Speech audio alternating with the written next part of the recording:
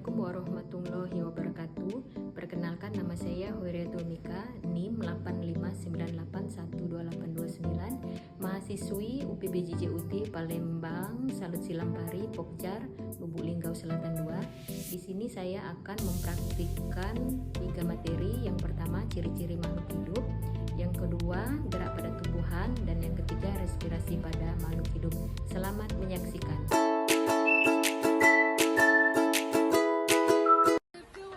Berikut ini adalah ciri-ciri makhluk hidup pada hewan dan tumbuhan. 1.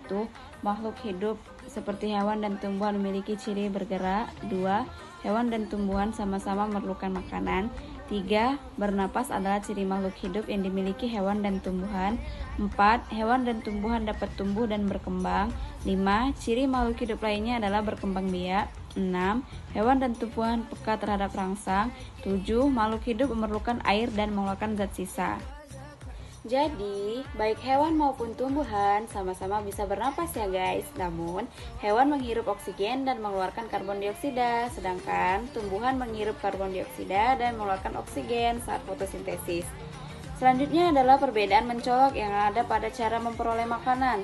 Hewan tidak dapat membuat makanannya sendiri loh, sehingga disebut heterotrof. Sedangkan tumbuhan membuat makanannya sendiri sehingga disebut autotrof guys.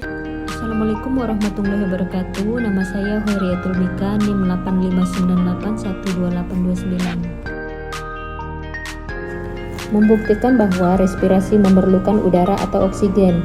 Yang pertama, menggunakan respirometer A dengan kecambah. Respirometer A dibuat dengan cara memasukkan sedikit kapur sirih ke dalam botol selai, lalu ditutup kapas cukupnya. Di atas kapas diletakkan kacang merah yang sedang berkecambah. Mulut botol ditutup dengan pangkal sedotan air kemasan yang sudah dilapisi plastisin.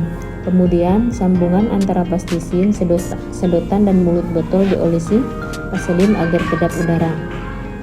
Dengan menggunakan pipet tetes, ujung sedotan ditetesi air yang diberi pewarna merah. Setelah diamati setiap 5 menit sebanyak 5 kali, tetesan air berwarna merah pada sedotan bergerak masuk ke arah botol. Pergerakan ini terjadi karena oksigen dalam botol digunakan oleh kecambah untuk respirasi, sehingga tekanan udara di dalam botol berkurang. Hal ini membuktikan bahwa respirasi pada tumbuhan memerlukan oksigen. Yang kedua, menggunakan respirometer B dengan hewan. Respirometer B dibuat dengan cara yang sama seperti respirometer A, tetapi kacang berkecambah diganti dengan respirasi menghasilkan karbon dioksida atau CO2. Larutkan kapur sirih ke dalam gelas lalu masukkan ke dalam botol A, B, dan C. Pasanglah perangkat percobaan lainnya yaitu sedotan limun dan plastisin. Hisaplah udara dari botol A melalui sedotan limun 1. Gunakan untuk bernapas. Selanjutnya hembuskan napas Anda pada botol B melalui sedotan limun 1. Amati kedudukan air berwarna dalam pipa dari sedotan botol pada setiap respirometer.